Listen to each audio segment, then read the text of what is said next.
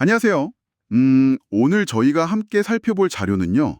한 유튜브 채널에 올라온 문답 영상입니다. 네. 이게 질문이 뭐냐면 왜 성실하게 살아온 것처럼 보이는 사람들이 있잖아요. 네, 있죠.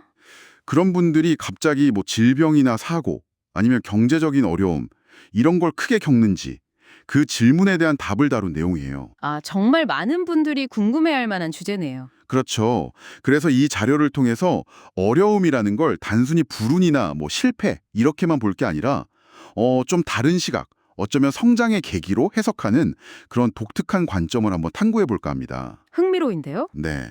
그래서 핵심 질문이 바로 이거죠. 왜 열심히 살아온 사람들이 오히려 더 큰 시련을 겪는가? 자, 이 흥미로운 주장 같이 한번 파헤쳐 보시죠. 우선 첫 번째로요. 이 자료에서는 어려움을 실패가 아니라 필수적인 공부의 과정이다. 이렇게 말하더라고요. 공부요?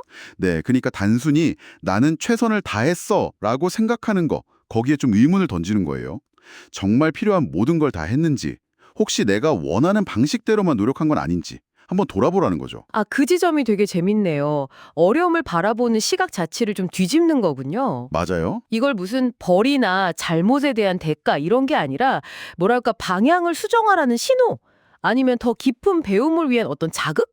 그렇게 본다는 게 핵심인 것 같아요. 네네. 우리가 보통 생각하는 노력 그리고 성공 이런 정의에 대해서 근본적으로 다시 생각해보게 만드는 거죠. 자료에서는 심지어 질병 같은 것도요. 다른 사람한테 내가 부당하게 이용당하는 그런 상황 있잖아요. 그걸 멈추게 하는 역할을 할 수도 있다. 뭐 이렇게까지 보더라고요. 그 관점도 상당히 인상 깊었어요, 저도. 그리고 이제 직업과 관련된 부분으로 넘어가 보면 여기서 또 한 번 통념을 깨는 해석이 나와요. 어떤 거죠? 승진을 하거나 뭐 급여가 오르는 거요. 이게 그냥 단순한 보상이 아니라는 거예요. 보상이 아니면 더 높은 차원의 배움. 그러니까 여기서 표현하기로는 질량 높은 공부를 위한 자원, 일종의 경비를 받는 거다 이렇게 주장을 해요. 경비요? 활동비 같은 개념 있나요? 그렇죠. 그런데 이걸 그냥 개인적인 부를 쌓는 데만 사용하면 그 본질적인 의미를 놓치는 거다 이렇게 경고를 하고요. 바로 그 경비라는 개념이 직장에서 사람들이 느끼는 어떤 정체 상태? 그거랑도 연결이 되는 것 같아요. 정체 상태요? 네, 뭐 더 이상 승진도 안 되고 월급도 안 오르고 성장이 멈춘 것 같을 때 있잖아요. 네, 있죠. 좌절감 많이 느끼는. 그렇죠. 근데 자료는 그걸 실패가 아니라 이 단계에서 배울 수업은 이제 끝났다. 이런 신호로 해석하더라고요. 오, 수업이 끝났다. 네. 그리고 그동안 쌓은 경험, 그걸 자산으로 삼아서 이제 사회에 좀 다른 방식으로 기여할 때다. 이렇게 이야기합니다. 다른 방식이라면 예를 들어 예를 들면 뭐 직장에서 얻은 노하우나 인맥 같은 걸로 관련 사업을 시작한다든지요. 자료에서는 구체적으로 뭐 삼겹살집이나 골프용품점 같은 예시를 들던데 네네. 봤어요. 핵심은 그동안 배운 걸 그냥 가지고만 있지 말고 실제로 적용하는 다음 단계로 나아가라는 거죠. 그렇군요. 배운 것의 실질적인 활용. 맞습니다. 자, 이제 세 번째 주제로 넘어가 볼까요? 일반적인 어려움, 또 직업적인 정체, 이런 걸 살펴봤는데 자료는 여기서 한 걸음 더 나아가서 되게 강력한 역사적 비유를 쓰더라고요.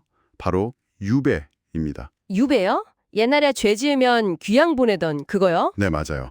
그런데 과거의 유배는 왕이 명을 내렸지만 오늘날에는 뭐 사업 실패해서 외딴 곳으로 가게 되거나 질병 때문에 활동이 확 제한되거나 심지어 감옥에 가는 상황까지도 이런 걸 스스로 겪게 되는 현대판 유배다 이렇게 본다는 거죠. 와우. 그 비유는 진짜 강렬하네요. 현대판 유배라. 그렇죠. 네, 그 유배 비유는 결국 어려움이라는 게 본질적으로 자기 성찰을 위한 강제적인 멈춤의 시간이다. 이걸 강조하는 것 같아요. 강제적인 멈춤. 네, 근데 중요한 건 그 멈춤의 시간을 어떻게 보내느냐는 거죠. 그냥 남 탓하거나 불평만 늘어놓는 건 이건 아무 도움이 안 된다고 자료는 딱 잘라 말해요. 그럼 어떻게 하라고 하죠? 대신에 자기를 돌아보고 뭔가 새로운 걸 배우고 그리고 자신의 길을 좀 수정하려는 노력, 이게 필요하다고 말하죠. 설령 그게 감옥 아니라고 해도 주어진 책이나 뭐 필기구 같은 도구를 활용해서라도요. 그런 노력을 통해서 미래의 기회가 열린다. 이렇게 보고요. 또 뭐 자연이나 하늘이 이 과정을 공정하게 지켜본다. 이런 관점도 덧붙여요. 그렇군요. 공정하게 지켜본다. 이 모든 내용을 쭉 종합해보면 결국 이 자료가 당신에게 또 우리에게 던지는 메시지는 뭘까요? 음, 어려움을 그냥 아이 재수없어 운이 나빠 이렇게 좌절이나 불운으로만 여기지 말고 어쩌면 당신에게 딱 맞춰진 어떤 교훈이다. 맞춤형 교훈. 네. 그리고 근본적인 방향 전환이나 성장의 기회로 한번 보라는 제안 같아요. 그 고통 속에서 교훈을 찾아내는 것. 그게 핵심이라는 거죠. 네, 바로 그 지점이 정말 중요한 성찰거리를 던져주는 것 같습니다. 어려움에 딱 직면했을 때 당신의 첫 반응은 주로 어떤가요?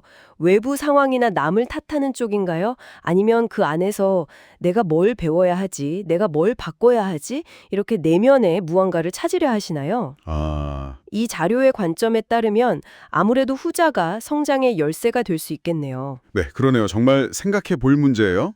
마지막으로요. 이런 생각을 한번 해보면 어떨까요?